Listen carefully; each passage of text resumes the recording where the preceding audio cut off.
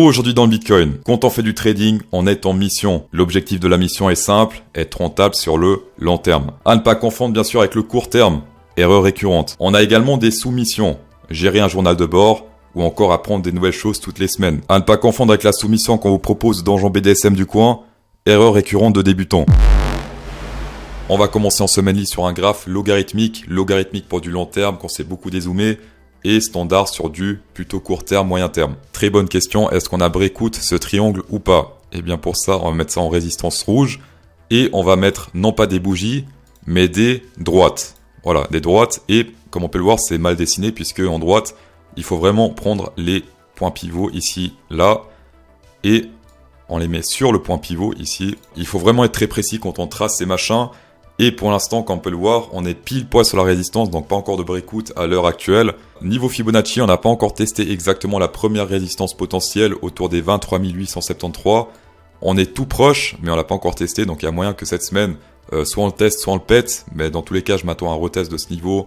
Sur le court terme, voire le moyen terme, ça n'a pas de chance. 23 873 $, voilà. Ça fait maintenant 3 semaines que j'ai annoncé ce breakout sur le RSI, ligne jaune. Maintenant, c'est un support, donc ligne verte, je dirais, parce que support c'est vert. On a pété cette grosse résistance diagonale à la hausse, non pas avec cette grosse bougie là, mais avec cette toute petite bougie qui est là. Donc vraiment ce petit truc pourri à gérer le breakout, puisque là, hop, c'est sur cette bougie-là qu'on a confirmé la cassure de cette résistance et ensuite to the moon. Comme je dis si souvent, un breakout sur le RSI peut prédire un breakout sur l'action price et donc, théoriquement, là, ce qui prédit, c'est un breakout de cette résistance rouge. Également sur le hash ribbon, on est également passé dans le vert.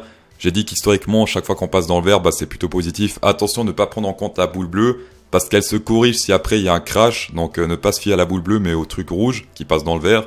Et historiquement, on a fait que 2 erreurs, enfin 2 échecs, ici, durant ce bear market même. Et une autre fois, il me semble que c'était où? Je vous laisse chercher le deuxième échec. Vous avez une souris, vous avez un clavier, vous avez un écran, donc vous pouvest le faire. Mais en tout cas, niveau backtest, ça reste très puissant cet indicateur, puisque souvent, même quasiment toujours quand on a une boule bleue, en tout cas un croisement dans le vert, eh bien, pas mal de push à la hausse. Si là, c'est le début d'un bull run, est-ce que c'est trop tard de rentrer maintenant? Alors, en journée, oui, c'est clairement trop tard, mais en semaine, je veux dire, est-ce que c'est trop tard de rentrer ici? Est-ce que c'était trop tard de rentrer là? Je sais pas. Je me pose la question. En journée, oui, il y a moyen qu'on corrige, mais en semaine, on est vraiment encore en plein bear market, quoi, visuellement. En journée, ça a l'air trop tard, graphiquement, puisqu'on est très loin de l'EMA 20. L'EMA 20, c'est la zone d'entrée sur une tendance haussière, pour une entrée, on va dire, plus saine. Il suffit de voir, par exemple, le bull market précédent. Voilà, ici, c'était l'été. Hop, l'été, on faisait la fête et tout. En montée, ça FOMO, on était très loin de l'EMA 20, on la reteste pour être toujours plus haut, on la reteste et ainsi de suite. Si vous souhaitez entrer sur une tendance haussière, ça se passe sur l'EMA 20, et si on la teste pas, il faut accepter d'avoir loupé le train. Sur cette montée par exemple, on n'a pas testé l'EMA 20, même ici on l'a pas testé. Ici, il faut clairement assumer avoir loupé le train et attendre la prochaine opportunité, parce que sinon, c'est du FOMO. Et ceux qui FOMO, se font sélectionner par la nature. On peut voir ici que les spots vs les dérivés sont en train de se péter la gueule depuis cette montée il y a quelques jours. On était très haut ici sur les spots et ensuite, hop, pétage de gueule. Donc les spots prennent des profits. Peut-être il y a ceux qui sont en perte, ils veulent être moins en perte, du coup ils vendent ici. Qui sait? Une montée saine sans les spots, ça n'existe pas. Là, pour l'instant, ce qu'on a depuis quelques jours, donc ce pump-là, c'est uniquement la spéculation dérivée. Ça peut encore monter un peu, bien sûr, ça c'est pas un problème. Mais si on veut changer cette tendance baissière, en tout cas en semaine en tendance haussière, il faut vraiment plus de spots parce que juste avec les dérivés et les spots qui se barrent, ça c'est pas bon. Donc là, ce qu'on attend rapidement, c'est une remontée forte des spots parce que là, ça pue clairement. On est encore plus bas ici que durant ce bottom. Donc, les spots, venez. S'il vous plaît, venez. Le MRV, ça fait très longtemps qu'on en parle. C'est ce qui fait office de bottom sur les bear market et top. Alors, le top fonctionne moins bien, mais les bottoms fonctionnent plutôt bien. Zone d'accumulation entre le 1 et le 0,50. Et ensuite, des compètes à la hausse. To the moon jusqu'à environ 3,50. C'est ça? 3,50. 3,7. On peut voir ici qu'on a breakout à la hausse. Très bonne nouvelle. Sauf que souvent, les breakouts, c'est des fake-outs. Tout comme ici. C'était il n'y a pas très longtemps.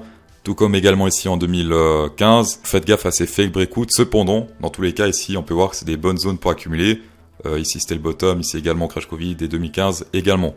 Donc, zone d'accumulation, mais les breakouts, restons un peu vigilants sur les breakouts. Ici, on peut voir que les whales, depuis quelques jours, se barrent. Sans doute les spots qu'on a vu juste avant. Et depuis ce pump-là, c'est full dérivé.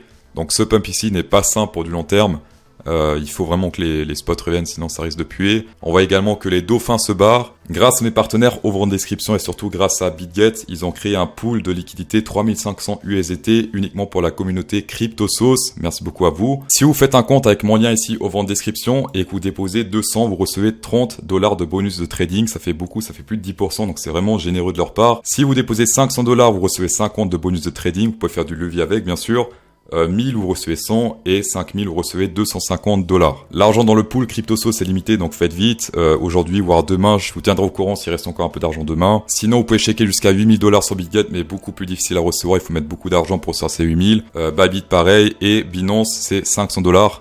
Tapez dedans. On va passer au vent Ethereum. Pour l'instant, on est pile poil dans la zone danger Fibonacci 0,58, 0,66. Regardez ça, on se fait pile poil rejeter par ce niveau. Sur le Bitcoin, on l'a pété à la hausse, pas encore sur le Ethereum puisque la Bitcoin dominance est en train d'exploser à la hausse. Donc le Bitcoin pump plus que les altcoins. Également, cette résistance diagonale, on va la corriger. Hop, on prend les points pivots.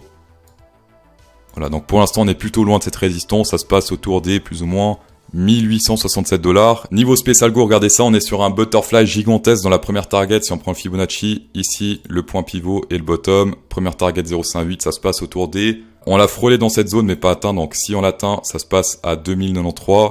Et on est sur un crab bat potentiel très bearish ici, mais il est très loin. Il est autour des $3000, donc entre $3000 et ici plus ou moins 4180. Si on rentre dans cette zone, hop, potentiellement on pourra se retourner pour un crab bat bearish. Sur le crypto total market cap 3 qui exclut le Bitcoin et le Ethereum. Attention, c'est pas le market cap standard, c'est sans le Bitcoin et sans le Ethereum. On est en train de faire un très joli range à la baisse, parallèle. Et pour la troisième fois, on teste le top de ce range. Donc si on breakout ça à la hausse, très bullish pour la suite, les alts risquent d'exploser. Et dans ce cas, grosse alt season à venir, uniquement pour les alts qui ont des fondamentaux. Et non pas les shitcoins, Shiba, machin. Les shitcoins, ça peut venir, mais uniquement durant la phase finale du bull market. Et début bear market, c'est là où les shitcoins explosent totalement. Mais sur un début de bull market, en général, les shitcoins restent plutôt calmes. On voit également une divergence bullish sur le RSI, puisque là, ça monte, là, ça descend. Et également une divergence bearish, pourquoi? Parce que là, ça monte, hop, et là, ça descend, donc 3 fois. Pour les divergences, c'est mieux de suivre la tendance. Donc pour l'instant, les baissières, s'il y a un retournement de bougie ici, s'il y a un ravalement de bougie bleue, eh bien on suit la tendance. Pour l'instant, c'est pas encore le cas. On dirait même qu'ici, premier truc bullish, c'est l'EMA 20 qui a été pété à la hausse. Ici, on n'a pas réussi à la péter. Et là, c'est la première fois qu'on arrive à la péter. Donc ça, c'est un début de bon signe. Après, c'est pas suffisant, bien sûr. Pour du fort hour candle et du plus petit time frame, on verra demain. Dans tous les cas, en attendant, merci d'avoir checké cette vidéo, c'est toujours un plaisir. Inscrivez un pouce bleu dans cette vidéo pour incrémenter encore plus le plaisir. Et bonne soirée.